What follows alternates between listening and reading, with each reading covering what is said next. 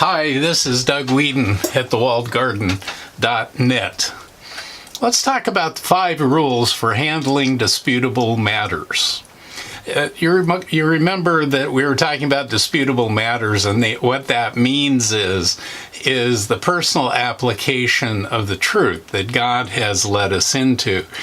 If you recall, when we're talking about Christian doctrine, the absolutes are things that do not change among the social makeup of a Christian group.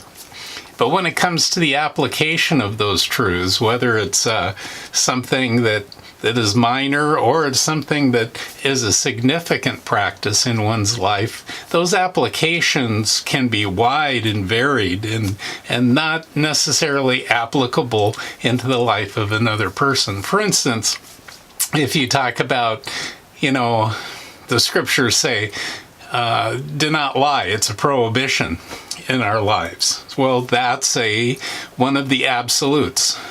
And there's probably, a few hundred of the absolutes in our lives. But when it comes to the application of that in a person's life, there can be tens of thousands of different kinds of applications.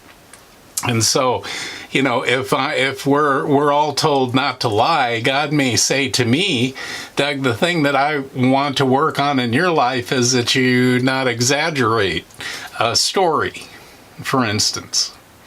And so I go, okay, that's what we're going to concentrate on. And so, Lord, help me not to exaggerate a story. Well, in another person's life, he may say, what I want you to do is to not lie on your tax return. And, not fudge numbers. So there's many different ways that don't lie can be applied to our lives.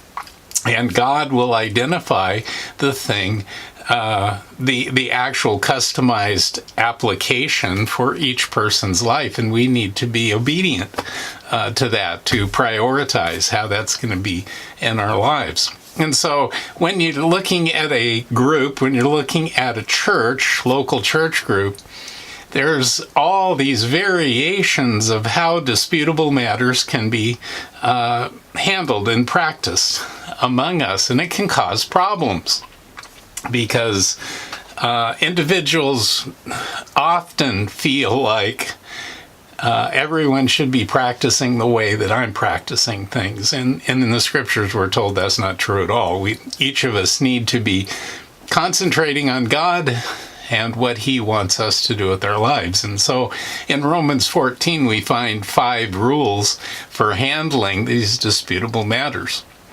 The first one has to do with being clear, being confident, being convinced in your own mind that you are clear about what God wants you to be doing, how He wants you to be applying this truth in your life.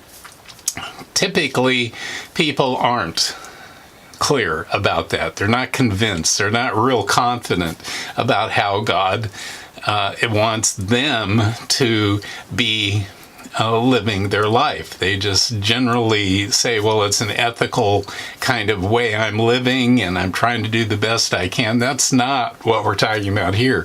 Here, we're talking about the first rule is that you and God need to be clear and on the same page about what He wants you to be working on at any given time, in any given day. And so that's the first rule. Each person needs to be completely convinced and confident that what God is asking you to do is something you should be doing in your life. The second rule, actually, before we get to the second one, what happens is when we're totally convinced about what it is that God wants us to be doing, that thing becomes personally and absolute in our lives. Even though it's a disputable matter for the social group, as an individual, this thing God's asking me to do becomes an absolute for me. And that's where we need to go with that first rule. Second rule is the motivation behind this rule about confidence and being clear about what He wants you to do. The motivation behind that is that we are going to have to give account for our life before Him.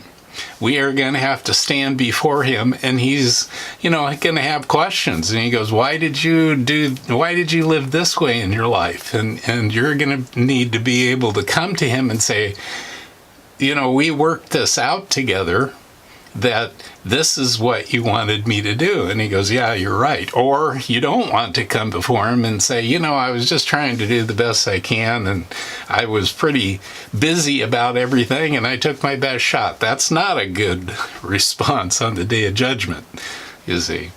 So the first rule is we need to be clear and confident about what he wants. The second one is it's motivated by people knowing that they're going to have to give account to God at the end.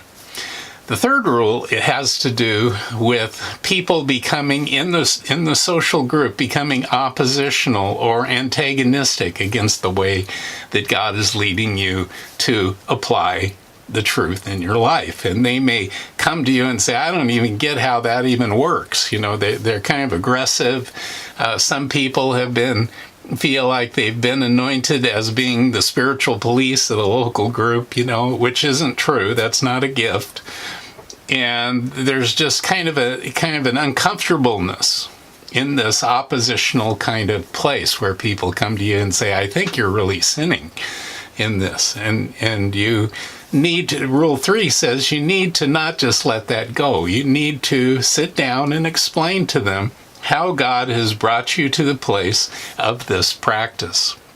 That's rule number 3. Don't just ignore it, but you need to deal with it.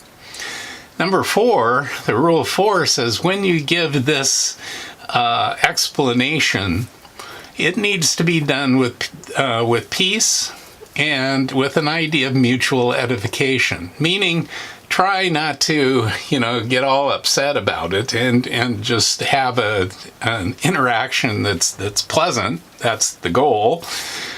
And mutual edification means that we both will grow through the situation. Perhaps they'll learn something about the process of coming to this confidence, and maybe you'll learn something as they share their concerns in this, and so both are developed. There's a mutual edification, is the old word. Well, the 5th rule is that if this opposition doesn't happen, you see, if this aggressiveness doesn't happen, then we're to keep our practice between ourselves and God. And what that means is we're not supposed to flaunt our practice. We're not to, kind of go around and say, look what God has done in my life and those kind of things. Where the specifics of our personal practice are to be kept private.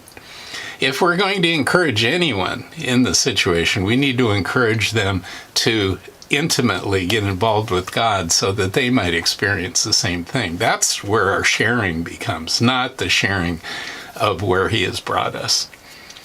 You see, having disputable matters that are actually working in our lives, that can be a very powerful thing. It can be a life-changing thing as we get confident about what God wants us to be doing with our own lives, and we begin to see ourselves changing.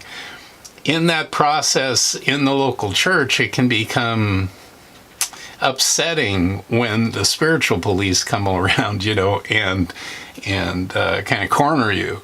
Well, even if that happens, we need to have a response that's at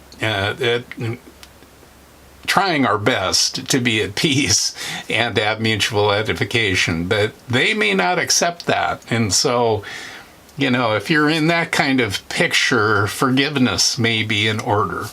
But there are people who actually have questions, who aren't trying to tear you down, who aren't trying to corner you, but they actually have questions and would like to figure out how you came to this so that they might come to the same place. And that really is what these rules are for, is to help each other move on into what God wants us to be doing with our lives. So disputable matters can bring problems, but they can also bring us into a place of phenomenal change and growth in our lives as we become more intimate with Him. Well, I encourage you, step out of the world system. come up for air and take a breath.